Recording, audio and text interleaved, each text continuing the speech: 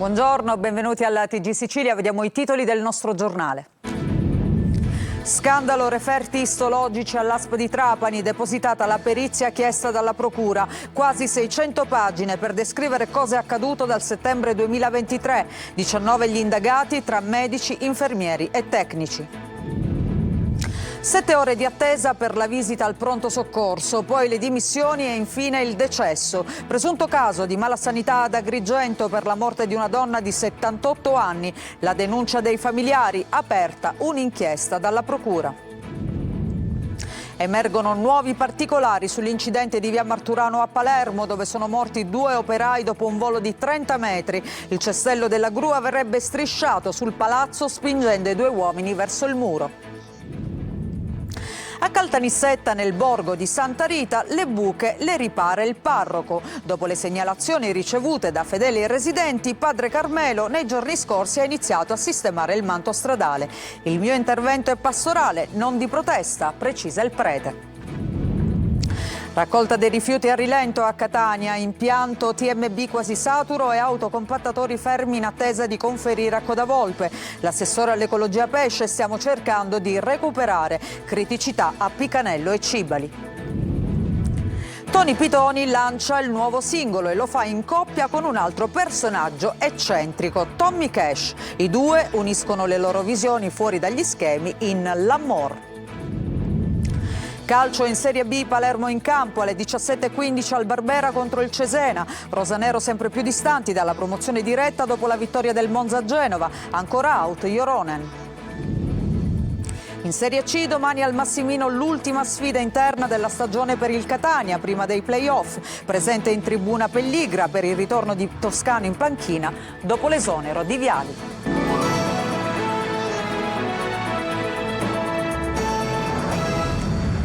Bentrovati, in apertura torniamo a parlare dello scandalo dei referti istologici all'ASP di Trapani. È stata depositata la perizia chiesta dalla Procura in 581 pagine. I 3 periti hanno descritto cos'è accaduto dal settembre 2023. 19 gli indagati tra medici, infermieri, chiamata in causa la direzione strategica all'epoca diretta da Salvatore Iacolino. Sentiamo Laura Spanò. Sono 581 le pagine che i periti incaricati del GIP Massimo Corleo hanno depositato nell'ambito dell'incidente probatorio relativo allo scandalo dei 3.000 referti istologici rimasti non trattati.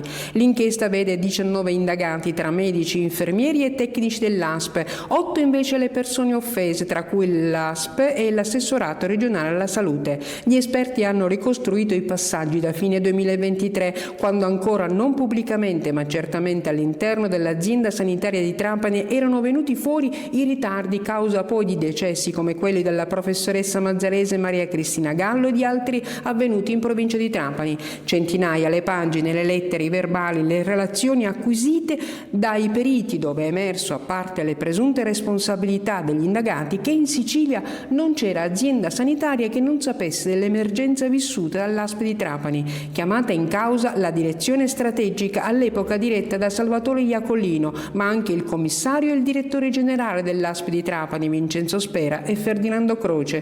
Per i periti è impossibile che Spera non abbia riferito e che Croce non sapesse nulla. Uno scandalo che potrebbe non essere attribuibile al solo personale medico ospedaliero. Ieri l'udienza è servita solo a prendere atto del deposito della perizia, riprenderà invece i primi di maggio.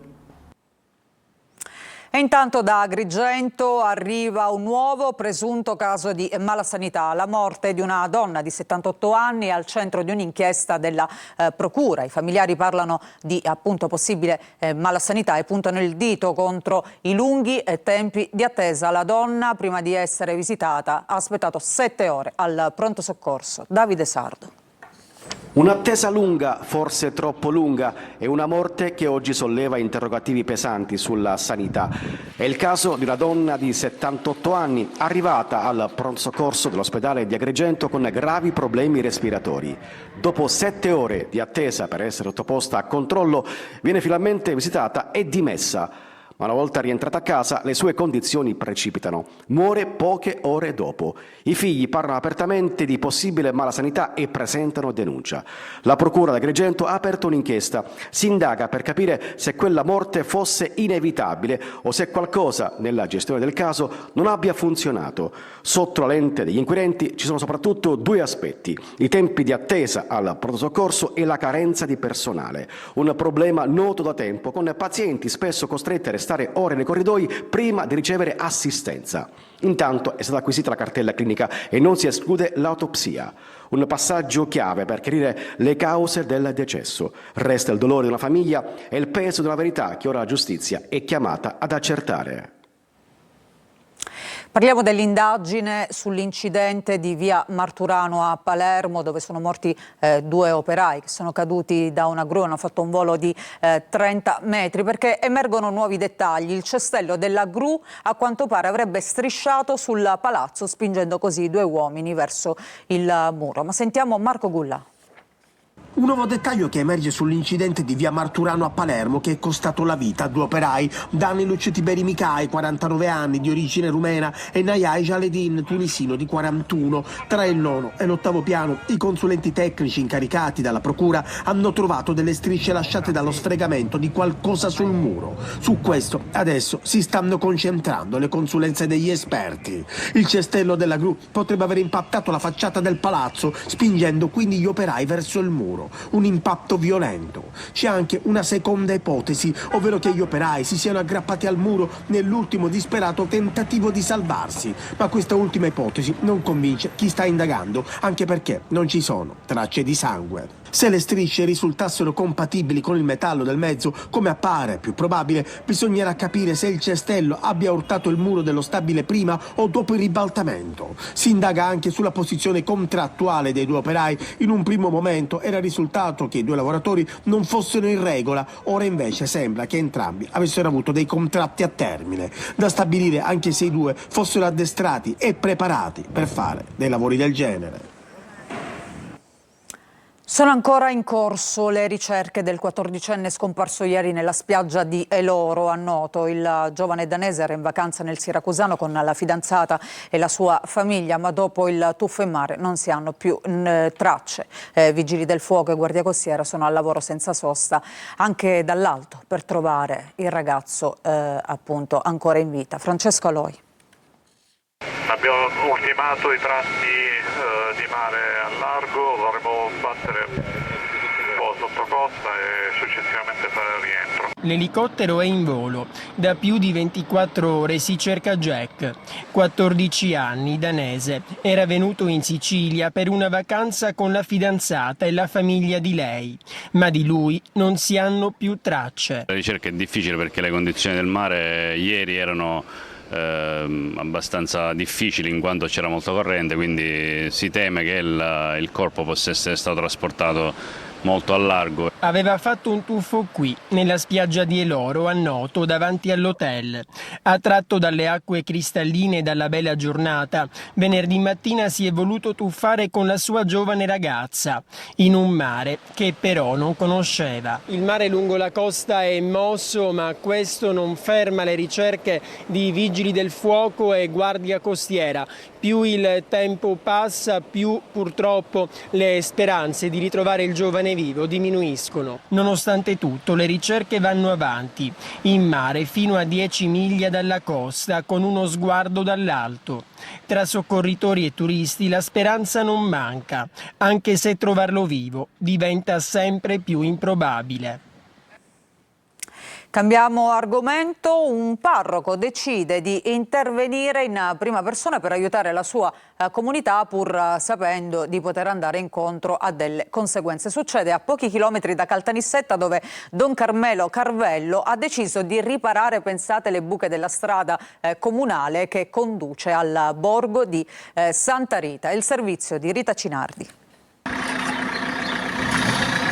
A pochi chilometri da Caltanissetta, nel borgo Santa Rita, una strada piena di buche rende difficile ogni giorno l'accesso a residenti, fedeli e visitatori, un problema concreto per una comunità di appena una decina di abitanti, ma molto frequentata per i suoi prodotti genuini, dal pane alla ricotta, e per una vita di comunità che continua a richiamare persone anche da fuori. È in questo contesto che il parroco del borgo, dopo numerosi appelli alle istituzioni, ha deciso di intervenire personalmente riparando le numerose buche sulla strada. Una strada abbandonata a se stessa, difficilmente percorribile, con il rischio di rompere i mezzi o di sbandare percorrendo questo 2-3 chilometri, 3 chilometri e mezzo insomma, e poi concretamente però succedono tanti di quegli imprevisti con deviazioni, con rotture di automezzi e con una spesa enorme che queste persone devono affrontare nel riparare i loro mezzi.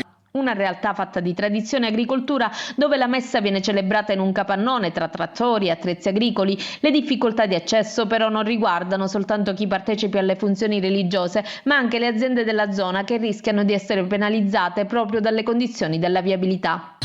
Più e più volte ho sollecitato le autorità comunali, ma purtroppo non ho avuto nessuna risposta. Recentemente una minima risposta è stata tappare qualche buco, però di fatti concretamente la strada rimane dissestata, impraticabile e rischiosa. Don Carmelo Carvello è consapevole dei rischi legati a un intervento su una strada comunale e della possibilità di incorrere in una multa, ma ha deciso comunque di andare avanti per dare una risposta concreta alla sua comunità. Non solo buche, ma c'è anche la piaga dei rifiuti in tanti comuni dell'isola. La raccolta va a rilento a Catania per la quasi saturazione dell'impianto TMB con gli autocompattatori che restano in attesa per conferire a Coda Volpe. L'assessore all'ecologia Pesce ha detto ai nostri microfoni: stiamo cercando di recuperare, ma restano criticità a Picanello e Cibali. Sentiamo Tonino De Mana.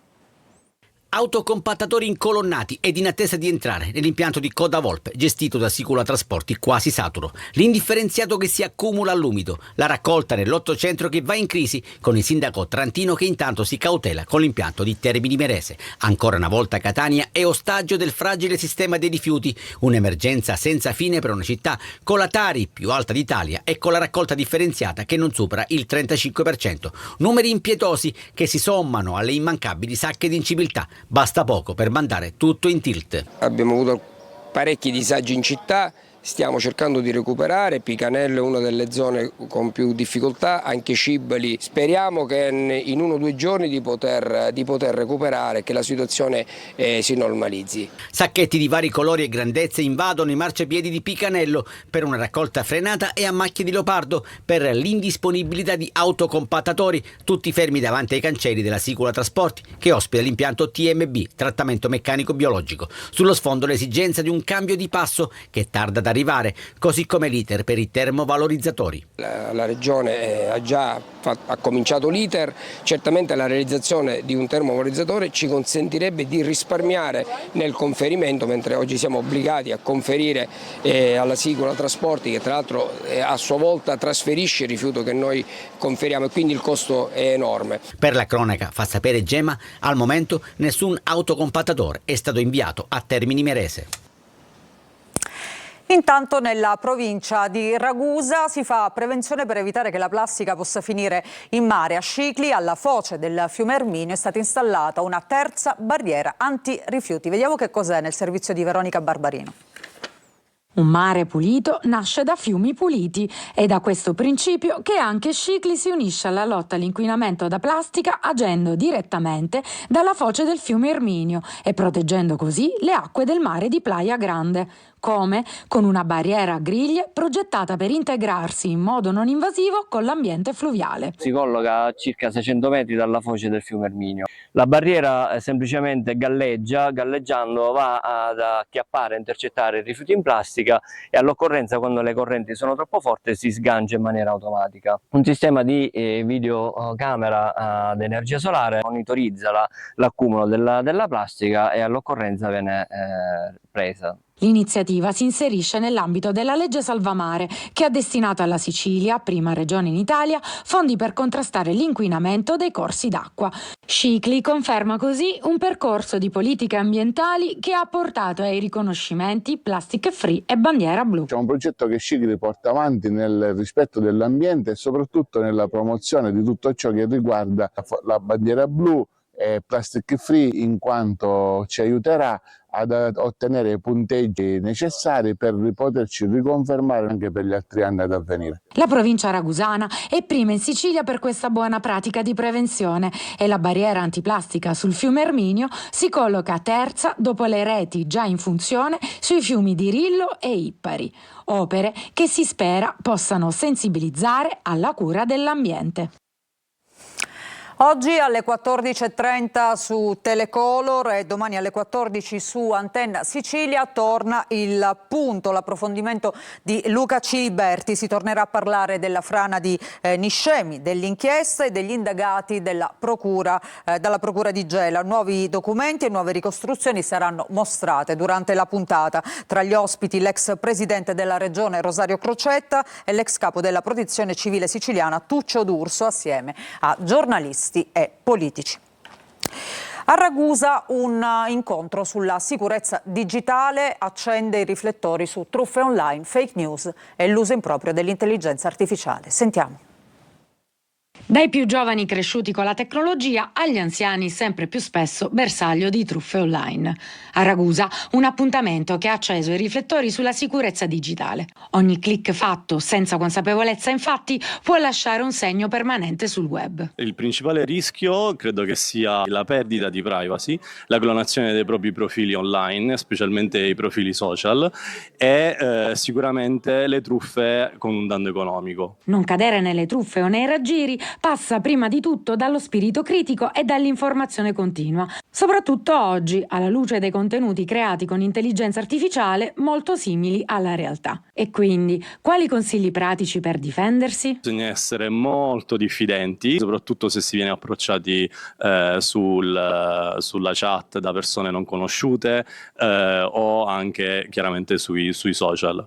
E in secondo luogo, una cosa che da un punto di vista tecnico consiglio caldamente è sicuramente l'attivazione del secondo fattore di autenticazione, che riesce a proteggere da moltissimi attacchi, proprio perché anche se si conosce la password non si può, è molto più complesso girare anche questo secondo fattore. E ancora, se qualcosa sembra reale ma mette fretta o crea dubbio, bisogna fermarsi e verificare sempre l'identità. Non cliccare su link sospetti e non condividere mai dati personali o bancari senza aver prima accertato la fonte. Non basta guardare, occorre ragionare. E adesso la musica e l'artista siciliano Tony Pitoni lancia un nuovo singolo e lo fa in coppia con un personaggio eccentrico e sopra le righe, Tommy Cash. I due uniscono le loro visioni fuori dagli schemi in L'Amor. Sentiamo Eva Spampinato. Tony Pitoni colpisce ancora e lo fa, come al solito, a modo suo.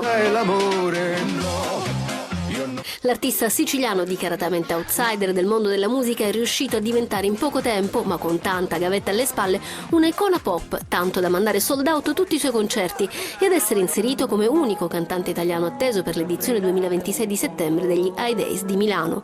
Dopo il successo del duetto sanremese con Dito nella piaga, adesso ha trovato il compagno perfetto per un brano totalmente fuori dagli schemi. Tommy Cash, celebre rapper estone, grande protagonista dello scorso Eurovision con la sua Espresso Macchiato.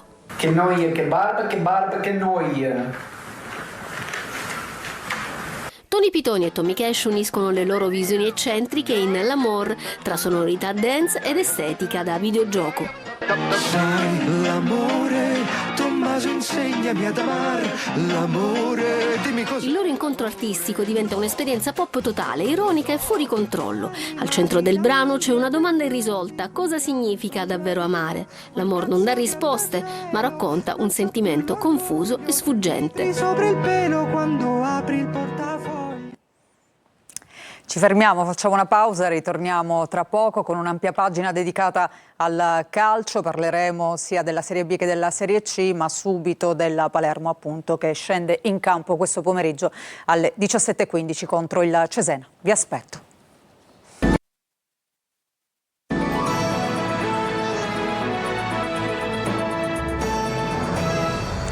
Ancora ben trovati, adesso il calcio, partiamo dalla Serie B, oggi alle 17:15 al Barbera contro il Cesena, torna in campo il Palermo, rosanero che dopo la vittoria di ieri del Monza a Genova però si allontanano ulteriormente dalla zona promozione diretta. Ancora out Ioronen, sentiamo Marco Gulla. La vittoria del Monza di ieri a Marassi contro la Sampdoria spegne ulteriormente le speranze di promozione diretta del Palermo, che già da oggi contro il Cesena al Barbera deve iniziare a pensare concretamente che l'unica strada per arrivare in Serie A passa dai playoff. Il secondo posto dista ora 7 punti in attesa della sfida che i siciliani giocheranno oggi contro i romagnoli. Noi dobbiamo proseguire il nostro percorso senza farci troppe domande o darci troppe risposte. Noi dobbiamo continuare a fare quello che stiamo facendo ultimamente. Io sono molto contento, orgoglioso dei miei ragazzi, lo sono i nostri tifosi, la risposta è incredibile. Se penso alla gente che ci sarà domani o a quello che i nostri tifosi hanno fatto l'altra sera alle 4 di notte, è qualcosa che mi porto nel cuore e mi auguro che ci dia quella spinta in più per continuare a fare quello che è stato intrapreso 22 partite fa. Sul fronte infortuni Inzaghi ha fatto il punto della situazione, Ioronen non è ancora al meglio e tra i pali giocherà Gomis. Dalla prossima settimana dovrebbero tornare a disposizione sia Jonsen sia il portiere finlandese. Oggi contro il Cesena alle 17:15 in avanti toccherà a Palumbo, Leduaron e poi Giampaolo. A centrocampo potrebbe toccare ancora Rui Modesto con Pierozzi arretrato in difesa. Non ci sono partite facili, il Cesena sì è vero ha cambiato allenatore ma è nei playoff, ha giocatori che se non affrontiamo la parità nel modo giusto ci può impensierire molto, però dopo sono anche altresì convinto che come sempre è tutto nelle nostre mani. E adesso la Serie C, domani al Massimino, ultima sfida interna della stagione regolare per il Catania, davanti a Pelligra che sarà presente allo stadio. Toscano torna in panchina dopo essere stato richiamato in settimana dalla dirigenza. Marco Carli. Serve voltare pagina in una partita in cui il Catania sulla carta è favorito. Il rendimento esterno del Potenza, 36 gol subiti, solo 13 punti, che per di più ha vissuto ancora una settimana di festeggiamenti dopo la Coppa Italia che spalanca le porte della fase nazionale dei playoff. Tutti questi dati, insieme alla voglia di rivalsa dei rossazzurri, dovrebbero indurre a pensare che possa essere l'occasione giusta davanti a Pelligra perché il Catania possa blindare il secondo posto.